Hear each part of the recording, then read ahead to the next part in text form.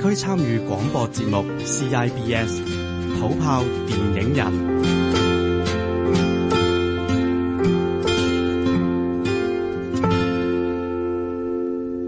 歡迎大家收聽香港電台普通話台 AM621 社區參與廣播節目，呢個節目叫做土炮電影人，我係節目主持人阿德，仲有我節目主持人阿冰。聽到我哋兩個把聲呢，就知道土炮電影人又要開始啦，就要講今日嘅電影崗位啦，嚟到第12集啦。究竟今一次講嘅係咩崗位呢？阿冰，喂，阿德，你上次睇戲睇到瞓着覺，究竟係幾時？我睇戲睇到瞓着覺，有一套我唔想開名，唔好開名呢啲嘢，純粹問你對上一次睇到瞓着覺。我唔係瞓着覺，我係直情係睇到懵，跟住之後離開咗片場，離開咗唔係片場，離開咗個電影院，跟住我頂唔順，我真係走啊咁樣，好耐咯，都幾年前嘅事啦，咁啊，但係我覺得一套電影裏邊令到你瞓着覺，或者令到你唔中意，好開心又好啊，好唔係啦，中意同唔中意與否啦，都係關乎於同導演帶出嚟嘅感覺啦，又或者係要靠另一個主路嘅人物嘅，就係嗰個剪接師啦。係，亦都係我哋今日請嚟嘅嘉賓，佢嘅崗位就係電影嘅剪接師。係啊，因為咧喺我眼中，我唔知阿冰你點樣諗啊，剪接師，我覺得呢個崗位係孤單，因為我見親嘅剪接師，佢哋嘅朋友就係乜嘢？headphone 同埋 mouse 同埋嗰個mouse 同埋個 keyboard，因為佢哋真係個喺自己個世界裏邊，我望住佢哋咧，你點樣講嘢佢唔理你，真係專心睇晒所有所有 shot 啊，跟住之後咧就慢慢拼埋一齊啊，直到佢真係完成咗拼好咗，我當10% 點樣都好，佢先至除低個 headphone， 先知原來你存在嘅。其實係咪咁嘅咧？我真係要問一問陣間呢一位嘉賓啊，可能佢用喇叭，咪好難嘅。有時候 headphone 更加仔細少少咧。究竟我係想問下佢，聽清楚啲嗰句對白，同埋問下佢，你係咪真係咁孤單嘅一個生活？係咪？即係有添人嘅，其實長年累月係咪剪接師們咁？係啊，或者佢自己一個都好，係咪長年累月都係自己同自己相處，冇朋友同你傾偈喺嗰個現場？最大嘅朋友都係可能導演，即係坐低同你講我要呢個位、嗰個位、嗰個位嘅咧。咁真係要靠佢嘅出現先至知啦。咁我哋咧聽首歌翻嚟，轉頭就有嘉賓嘅出現啦。阿冰。今集呢個嘉賓，我哋聽完首歌之後咧，呢個要出現啦，因為咧今次講呢個 topic 咧，係有配樂㗎，陣間版權問你收翻啦。咁啊，今日請嚟呢個嘉賓咧，佢主要負責嘅工作咧係平時依家其實好多人都好多認識㗎啦，因為好多 KOL 嘅誕生啦，咁佢哋就會好多時候好容易有啲 software 就可以自己做一啲剪接嘅工作，但係剪接喺電影裏邊做嘅工作，反而係交翻今次呢位嘉賓。我哋有請 Alan。Hello， 大家好啊。係啊 ，Alan 咧就喺電影裏邊都負責過好多剪接嘅工作啦。咁啊，電影包括都有統籌啊，例如擺渡人，咁佢都有做過唔同嘅崗位嘅喺剪接裏邊。反而即係好想問下 Alan 啦，電影其實喺剪接方面係咪就係分主要剪接啊，或者係剪接助手嘅啫？呢個就大致上大家都可以咁認為嘅。咁因為崗位上咧，其實仲有其他唔同職能嘅。咁仲有啊？有㗎。因為而家變咗拍數碼啦嘛，咁就多咗個叫做現場剪接嘅崗位。去現場剪接啊？即係帶部機去現場度剪。我以為係分拍先有嗰啲咧，早拍晚播嗰啲咧，即場喺嗰度剪㗎啦，嗰啲先有。係咪嗰啲咧咁？咁就梗係類似，但係又唔係啲咁嘢嚟㗎啦。電影嘅早拍晚播係咁。當我哋拍戲嘅時候咧，因為而家已經係 digital 啦，咁就數碼機，咁大家導演都可以即時睇 playback 睇回放嘅時候咧，咁就應運而生啊！呢一個 pose 啊，就因為大家都想即時睇翻個效果。咁究竟我拍完呢個鏡頭之後，因為可能大家都知啦，咁我諗我腦裏邊諗嘅嘢，同埋真係實際上演員表現出嚟，再加埋其他可能機器運動啊，咁嗰啲嘢就同其實導演腦裏邊諗嘅嘢係唔同嘅。咁究竟可唔可以接得埋咧？即係我哋講剪接啊嘛，咁剪開咗佢之後就要接翻埋噶嘛。咁啲鏡頭接唔接得埋咧？或者係個效果如何咧？咁就好依賴，而家好依賴現場剪接，就係我哋拍完一場戲之後就即刻剪埋佢睇下有咩要補。講下咩係剪接先啦。係咯係咯，咩係聽眾啊，剪接咧？可能有啲陌生。剪接就其實真係剪同接嘅。好正啊！呢個解釋係完全係將個神水帶咗出嚟啦。咁開頭咁以前好多年前啦，咁就大家仲係菲林嘅時候咧，咁就拍一部菲林機啊。咁大家可能上年紀嘅聽眾都會知道，菲林係連住啊嘛，一格格咁樣連住啊嘛。咁就要翻到去咧，因為我哋喺片場咧，就每一個鏡頭就單獨咁拍嘅。為咗拍到最好嘅嗰個場景啊，或者係嗰啲狀態，咁每一個鏡頭單獨拍嘅。咁但係咁我哋唔可以成卷菲林攞出嚟戲院度播，跟住之後即係連埋嗰啲 action 同埋 cut 嗰啲，係啦，咁就要我哋就剪開啲菲林，將佢開頭或者結尾冇用嘅嘢就剪開佢。咁每一個鏡頭都咁做嘅時候咧，就將佢駁翻埋一個完整嘅故事。呢個就係菲林年代所做嘅。但係我想問，即係嗱，菲林即係 digital，大家都知有 software 啊，撳幾個 mouse 咁啊撳幾個掣啦。但係菲林嘅時候係咪真係攞把鉸剪？你睇住嗰格嘅每一格嘅菲林裏邊嘅畫面，跟住就逐個剪嘅咧？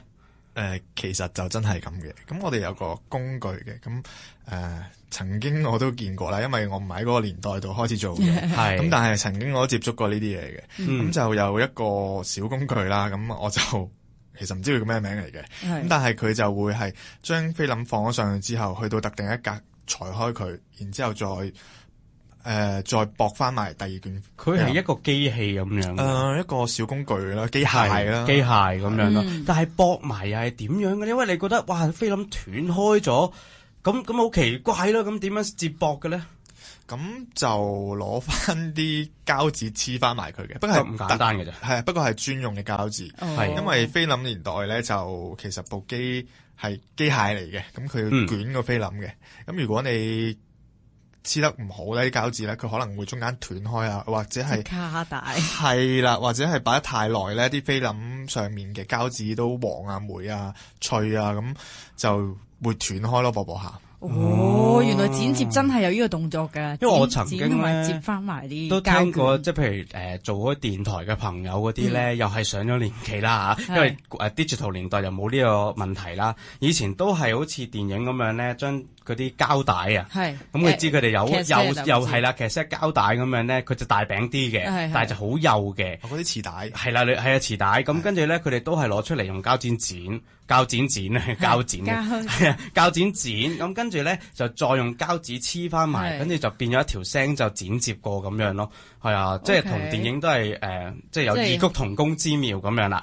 咁啊，頭先講到就係呢個講菲林年代啦，去翻 digital 啦，而家啦喺電影嘅行業裏邊啦，頭先我講到工作崗位分別有主剪啊，又或者剪造啊，即係剪接助理啊咁樣，仲有一個即場剪嘅。咁不如嗱講咗即場剪啦，知道係咩事啦，主要剪同埋剪助又係點樣分配咧？主要剪其實我哋稱之為大剪啊，或者主剪啊，即係剪接部嘅阿頭 head 咁啦。咁就通常佢哋就唔會即刻咁就出現嘅，咁唔會即刻出現，要打電話 book 佢。係有時又係㗎。OK。咁但係你呢個剪接師，你可能唔存在喺嗰個空間裏邊嘅時候，咁嗰啲菲林都要人剪噶嘛。咁就首先就會有一個叫剪接助手嘅人，咁就處理咗呢啲菲林。即係處理咗呢啲唔係菲林啦，而家係電子素材啦。咁係點？係每日拍完翻嚟，呢個助理就會即刻順啲片啊，定係點嘅？冇錯，嗰個過程就叫順片噶啦，即係順住啲片係啦，咁排序咁樣重新再排過去咯。即係譬如導演一場戲咁拍咗好多個鏡頭，咁佢就要將呢啲鏡頭全部排晒出嚟喺條我哋叫時間線 sequence 啊，喺軟件裏邊嘅，咁就裁好佢放喺一個即係整整齊齊咁擺喺度，等剪接師嚟到嘅時候可以睇到啲嘢啦。總之你唔理佢 NG 又好，乜嘢 shot 都好，咁你都擺成一條線，跟住等嗰個大嘅頭嚟到嘅時候就重新 play 過晒所有嘢。定係你都會揀咗，譬如話我一個場口我拍咗可能10次噶嘛，咁你係俾嗰個助理揀選咗先啦，定係你嚟到先慢慢揀嘅咧？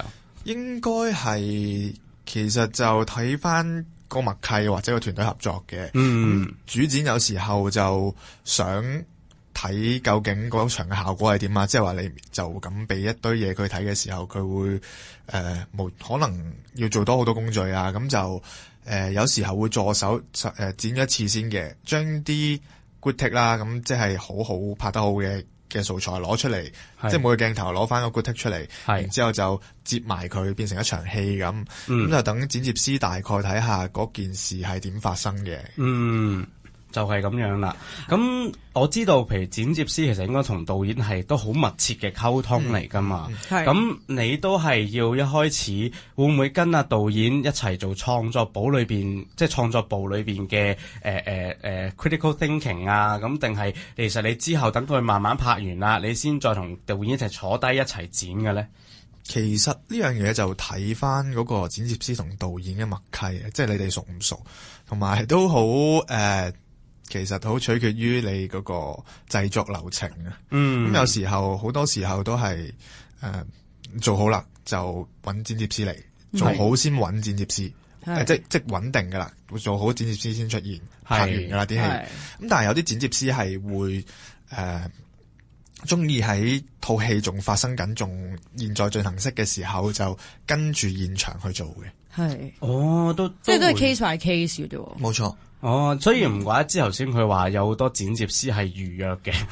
因為唔同其他崗位啊，嗰啲崗位好多時候咧，要喺即場去發揮佢哋嘅突發啊，發揮佢哋嘅創意啊，好多執生嘅位要喺度啦。剪接師就可以慢慢等你拍晒所有嘢嘅時候，先再喺間房裏邊再去執佢嘅 shot。咁啊頭先都講到咧，即係剪接助理咧，咁啊基本上要幫你排晒個順序啦，咁啊要順片啦咁樣啦。咁你哋喺shot 嘅分配裏邊有冇話特定嘅方法啊，令到你哋可以更加容易啲接觸到啲片，更加知道邊個同邊個知道點樣做咧咁樣？有嘅，咁我哋首先每一日收到嗰啲素材啦，咁同時間會收到一份由場記寫出嚟嘅場記單，咁就記錄咗咁嗰日咧究竟阿導演佢就拍咗幾多個鏡頭啊，邊個鏡頭係佢覺得好好啊，咁或者有咩備註一定要用呢樣嘢啊，咁再加埋你要好清楚明白個劇本發生緊咩事，咁呢個係一定嘅。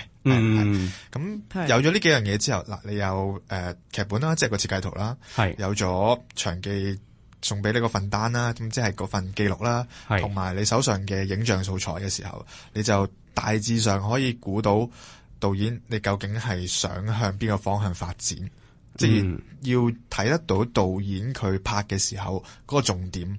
明白。咁啊，好，譬如喺聽眾嘅角度咁樣講啦，我睇一套戲咧，有時候咧剪接就係令到你冇咗嗰種突兀嘅感覺噶嘛。即係話你要睇到呢個場口過去另一個場口要順暢嘅。其實喺剪接師裏邊，你哋點樣去處理場口去另一個場口裏邊，點樣可以令到更加順暢咧？成件事？呢一個其實都關係到導演佢喺創作階段嘅時候所諗嘅嗰啲場口接駁位啊，即係佢同編劇啊、創作團隊嗰陣時候，仲有應該係話攝影師再加埋攝影師，就佢哋會諗好每一個場景嘅轉換嗰個位應該係點做。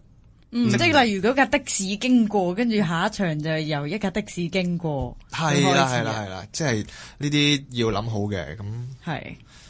嗰陣時應該係話咁你喺創作嘅過程或者開頭嘅時候就已經有劇本啦。咁我哋嘅劇本就有順序嘅，咁知道大家都已經知道其實邊一場會接邊一場嘅時候，咁嗰個接駁位大家就知道點過渡。有時候會直頭用音樂過渡嘅，或者係用人頭行過咁去咗第二度嘅。但係聽落剪接咧個感覺好似好技術上面嘅層面啊吓，但係其實剪接師係咪都有呢個權利係啦，喺一套戲裏邊個感覺，譬如話我導演，我想要俾你，我呢幾個場景加埋，我要悲劇啲嘅。咁你會唔會係即係你要揾 shot 上面，跟住再接駁起上嚟嘅時候，你有呢種感覺喺裏邊嘅咧？定係你話咗喂，總之嗱，你要呢一秒鐘，譬如0秒去到5秒，跟住我要10秒去到15秒，我就要你呢兩個咁樣就算嘅咧？OK， 咁剪接師咧，其實喺團隊創作裏邊咧，就唔應該有太大自己一種風格嘅。係啦，因為咁樣就會掩蓋咗導演本身佢對於呢個故事嘅睇法。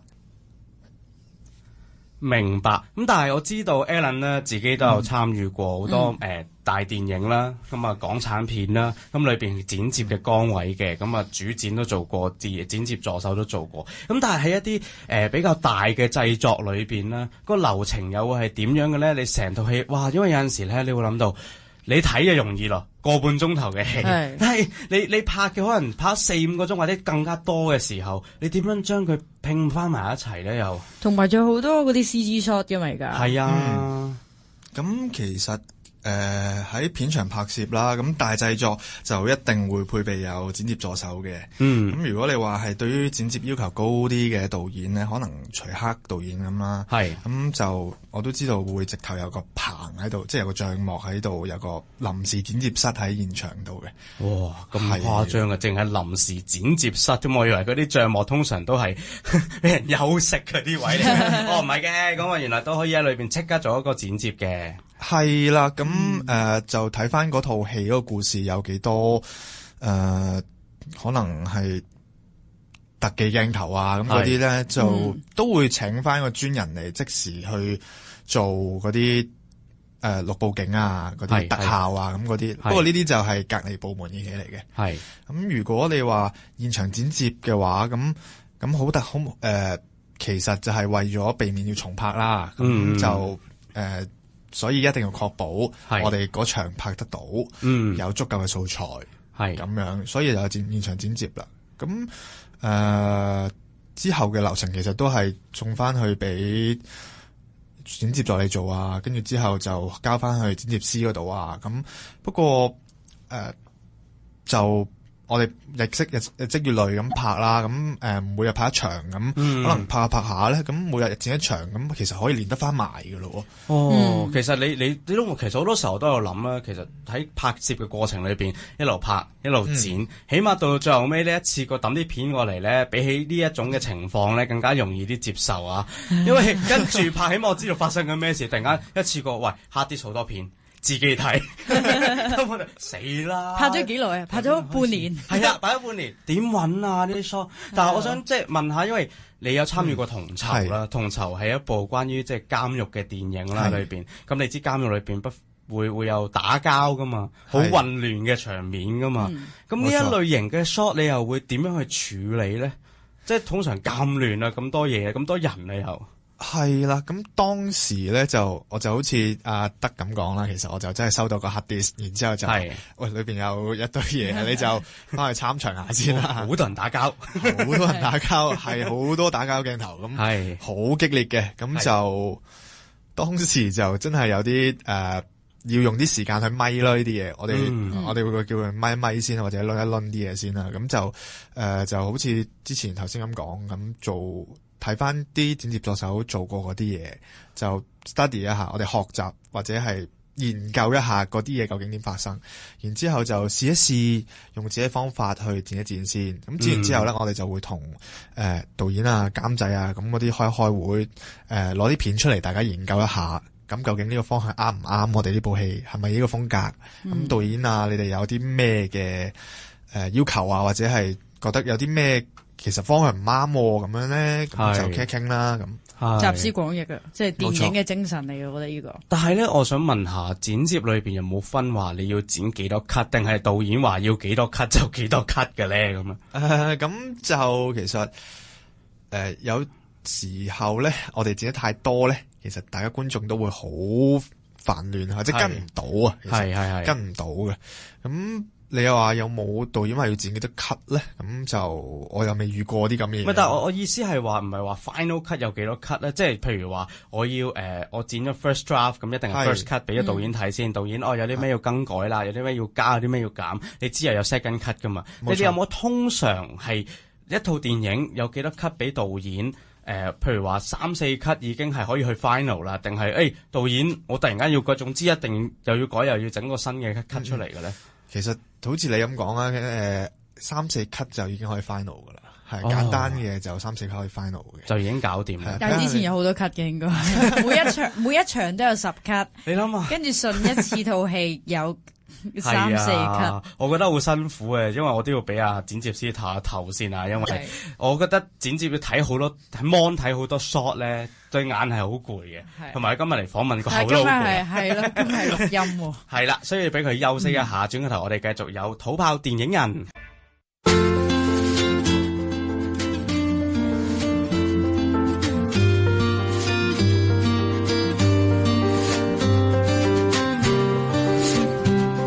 社區參與廣播節目 CIBS 土炮電影人，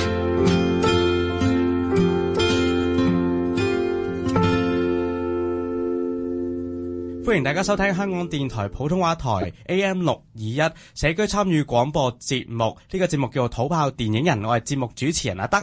Hello， 阿 Ben。仲有今日我哋嘅剪接師嘉賓 Alan。Hello， 大家好。咁啊，頭先咧開頭聽咗佢關於即係講好多電影行業裏邊剪接嘅崗位啦，咁亦都講咗佢喺統籌裏邊遇到嘅問題遇到嘅情況點樣去解決啦。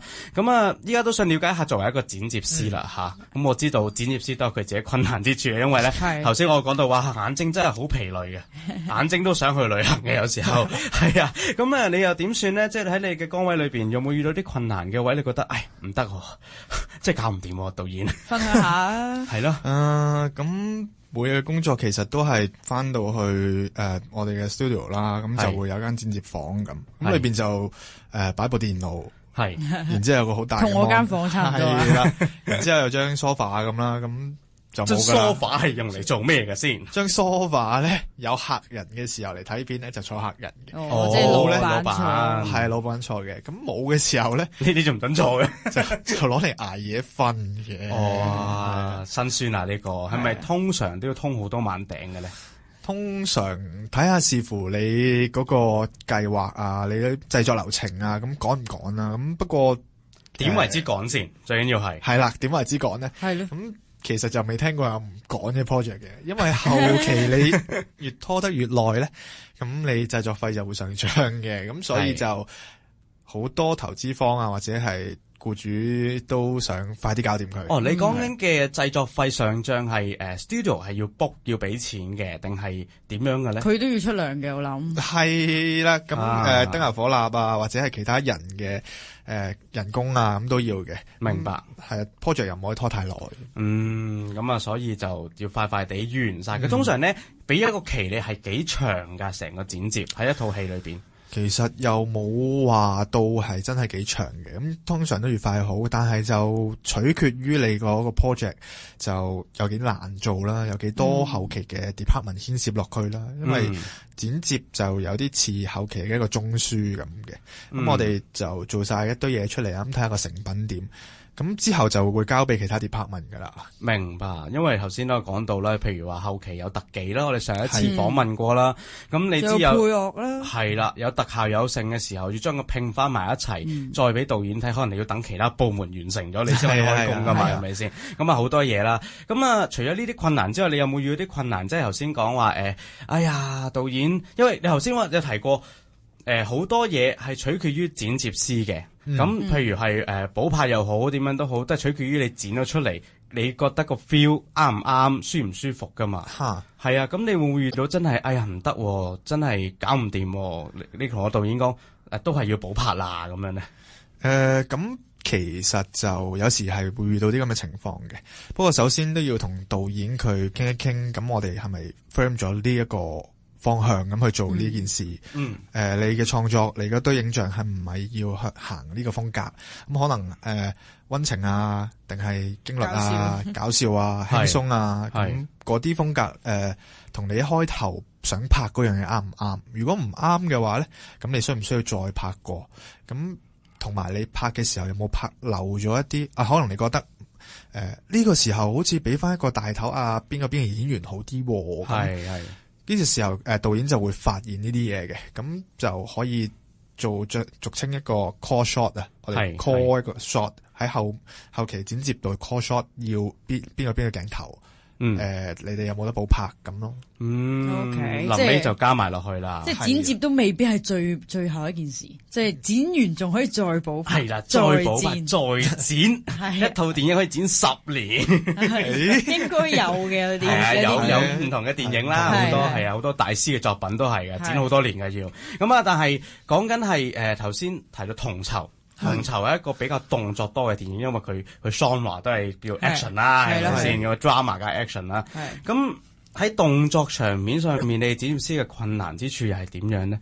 動作場面上面咁就要講翻，其實呢個動作咧，咁我哋拍嘅時候會分咗好多鏡頭嘅，可能就係我一個人衝過去打其他人，另一個人一拳，咁我哋首先就要有一個鏡頭係衝過嚟嘅動作啦，跟住要有拳啦，要有拳打到人啦，咁樣嘅，係咁可能分好多個 shot 或者一個 shot 過嘅，咁就睇下個導演拍咗幾多個鏡頭翻嚟，係啦，因為動作戲其實係真係好依賴分鏡，係拍動作戲出色嘅導演就喺腦裏邊已經有晒所有嘢噶啦，可能佢一個動作又其實有10個鏡頭嘅，佢知道點擺，咁但係我哋唔知道導演腦裏邊諗啲咩噶嘛，係咁就要試咯。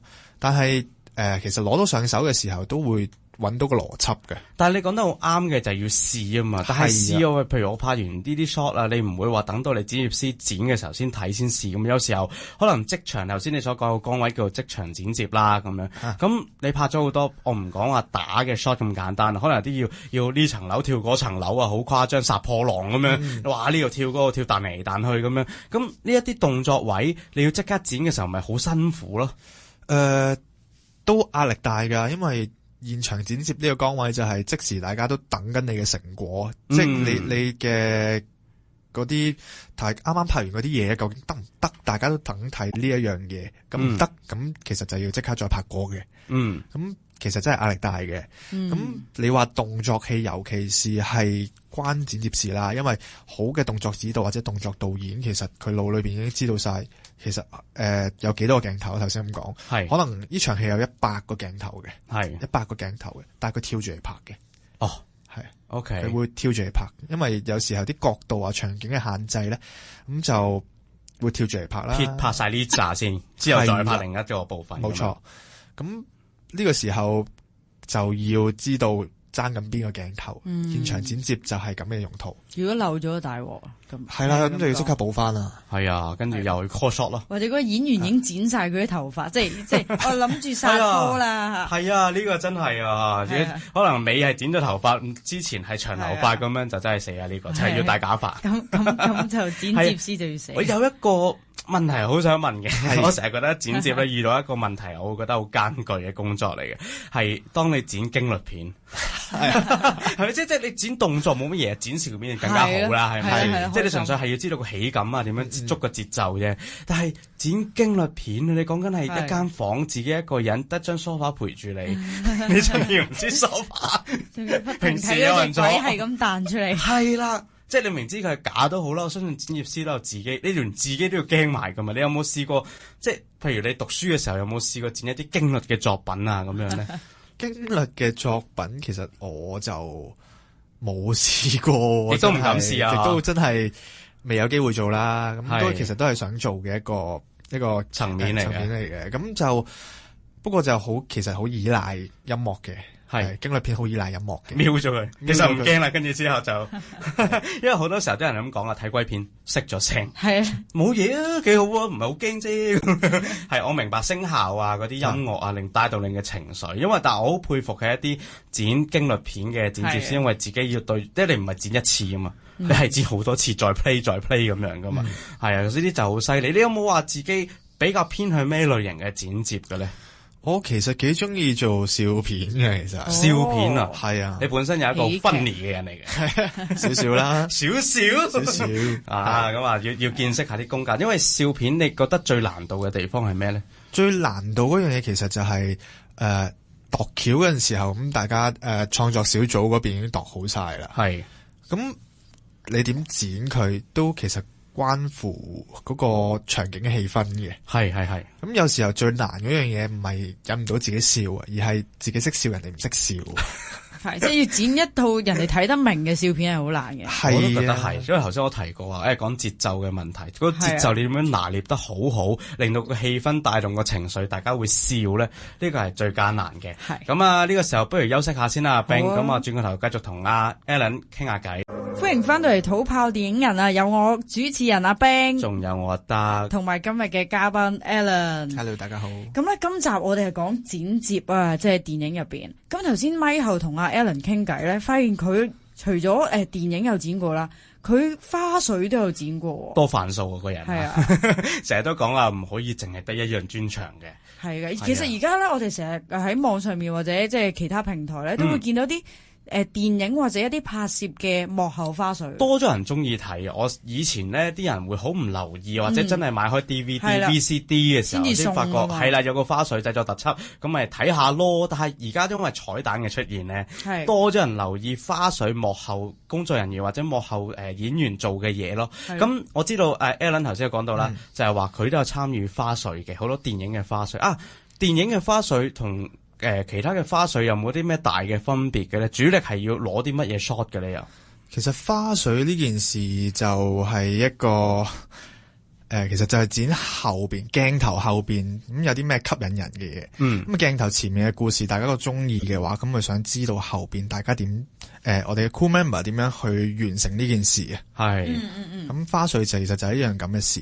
可唔可以多啲 NG 嘅？通常花絮好多，即係譬如我哋聽眾咧，即係好多觀眾嘅睇戲，通常好中意睇咧出 credit 嘅時候，隔離會出好多 NG take 噶嘛，讀錯對白啊，係啊，嗰啲有冇？係咯，嗰啲你會唔會剪埋落去花絮，定係另外一樣嘢嚟嘅咧？嗰啲其實都係屬於花絮層面㗎。咁香港好似開頭應該係成龍大哥佢做得最多，因為電影後邊就擺咗好多鏡頭後邊嘅 NG 片啊，係啊，陣容啊咁。嗰啲咁應該係由嗰陣時開始，香港嘅觀眾都好中意睇呢啲嘢。咁我好想知，其實係咪好多商業嘅考慮嘅？即係喺剪花絮嘅時候，即係為咗吸睛，為咗令啲觀眾可以入場睇到正片，咁所以就擺多啲蝦碌嘢啊？定係要擺感動嘢啊？即係有啲咩考慮啊？其實睇翻嗰套電影本身係咩嘅咩嘅 category 嘅，係邊一類電影嘅？咁驚慄片嘅花絮，咁大家又想睇下後邊究竟驚唔驚？好奇怪喎呢件事，係啊，即係我點樣令到呢隻鬼飄過？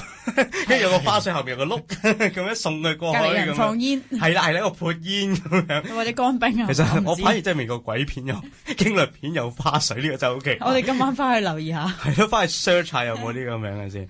係，但係我知道即係花絮以外啦，咁你自己入行嘅時候，你都係做開 PA，即係我哋都叫做剪接助理出身咁樣啦。即係你開始入行嘅時候，有啲咩促使到你繼續留低喺電影行業裏邊做一個剪接嘅工作嘅咧？因為其實剪接呢樣嘢帶俾我嘅係一種創作嘅滿足感啊！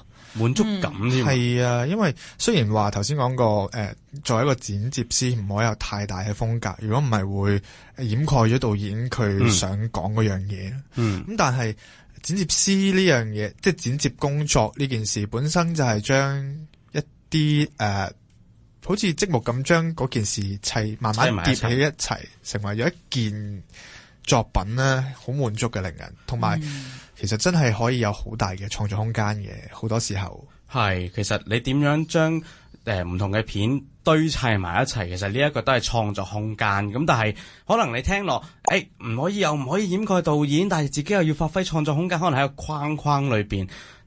點樣去發揮啦呢一件事？但係 Alan 就喺佢個框框入邊揾到佢小宇宙。係啦，即係唔係個個人做到，我覺得呢份工真係真係要孤獨先得。係因為我就好中意熱鬧嘅，咁所以自己一個孤零零好凍咁就仲要嬲喺剪片房呢件事咧。咁啊係啊，即係如果你問我啊，如果我喺電影崗位裏邊揾啲咩工作，我可能會做助導咁樣咧，即係起碼接觸唔同層面嘅嘢啊，又要 call 呢樣又 call 嗰樣啊，要接觸演員啊，要接觸導演啊咁樣。剪接師真係要好大嘅能耐，我覺得，因為你長時間對住一樣嘢，係不斷去重複咁，其實啲掣都重複撳嗰啲掣啦。係咁，但係好似你話齋 Alan 咁，可能你中意將由0去到100咁呢一個滿足感嘅話，咁真係要多啲好似你咁嘅人才出現先得啦。會唔會睇到悶呢？或者睇到冇感覺？即係嗰場戲本身好感動，已經睇到第100次啊，跟住已經冇咗反應。其實係會嘅，係真係會嘅。咁當你對住嗰啲嘢，咁一日對10次、18對100次嘅時候，你會對咗嗰件事冇感覺嘅。咁呢個係一個通病嚟嘅，就好似我哋同導演睇得太多片嘅時候咧，咁我哋就會冇感覺咯。喂，好似幾好啊，咁都唔係咧，搵啲人嚟睇下啦。咁咁其實第一次睇，因為大家觀眾都係第一次入戲院睇嗰套戲嘅時候，會同我哋睇嗰件事有唔同嘅觀感嘅。係咁，我哋自己一日睇10次都睇到畫晒牙，我哋叫佢做畫晒牙。好似羅斯咁冇感覺，咁呢個時候就要搵啲親朋好友啊，或者係其他同事過嚟，喂，睇一睇呢啲，即係都叫啲人，叫啲普羅大眾啊，過嚟我哋幫下手睇。最尾叫下咁樣，成個軍隊咁嚟咗。咁啊，呢一樣嘢咧，咁我覺得都係其中一個剪接師最困難之處啊，畫晒牙係好嚴重嘅一件事，係啊，咁啊點樣去 refresh 自己咧？可能得閒去下旅行啊，又或者睇下其他，即係睇下其他人嘅剪接，譬如話人哋唔同導演拍嘅戲，再喺從中，你會唔會睇一套戲裏邊分析翻？哇，呢個位咁樣剪，呢個位咁樣剪，跟住下次不如試下咁樣咯，咁樣咧？會噶，一定會噶。喺其他作品裏邊學識到其他剪接師嘅思考方式啦，咁同埋佢嘅技法啦，咁都係一樣對我哋嚟講好重要嘢嚟嘅。好技癢喎，同佢睇戲應該好辛苦。係佢自己睇好辛苦，係咁望住人哋。點解係嗰一秒剪呢？係咯，俾我啊唔會咁樣啦。點解會係咯？俾我一定早1秒咁樣。係啦，咁啊都聽咗好多關於剪接師嘅趣事啦，即係感覺上好似好孤單，其實咧佢係代表住一個電影裏邊嘅靈魂嚟嘅。如果冇佢哋將一堆嘅積木砌埋一齊，大家點樣睇到一部好嘅電影咧？咁所以多謝晒 Alan 今日上到嚟接受我哋嘅訪問啦。咁啊轉個頭咧都有 Alan 嘅電影推介嘅，唔好錯過啦。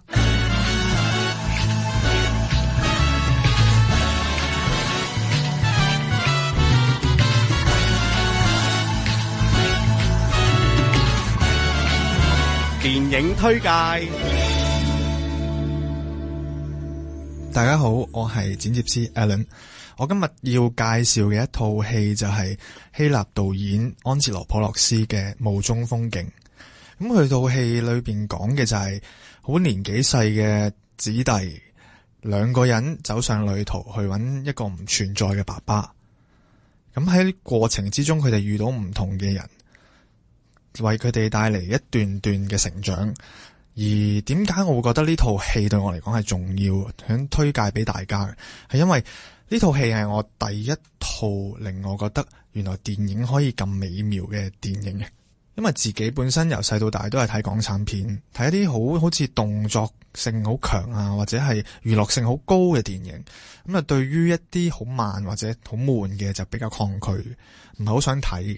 咁但係偶然之間接觸咗呢套戲呢，咁就令我覺得，喂，原來慢都可以好好睇嘅。除咗娛樂性啊或者滿足之外呢，原來係有人可以拍到靈氣呢樣嘢出嚟嘅。咁對我嚟講，呢套戲係一套好震撼我嘅電影啦，同埋佢嘅節奏真係好優美。成套戲都喺度隱喻緊當時嘅嗰個國家嘅狀態，令我嘆為觀止。所以我真係誠心推介俾大家睇呢套戲，安哲羅普洛斯嘅《霧中風景》電影推介。多謝 Alan 今日嘅分享，佢推介俾我哋嘅電影係《霧中風景》。我哋下個禮拜再翻嚟土炮電影人，拜拜。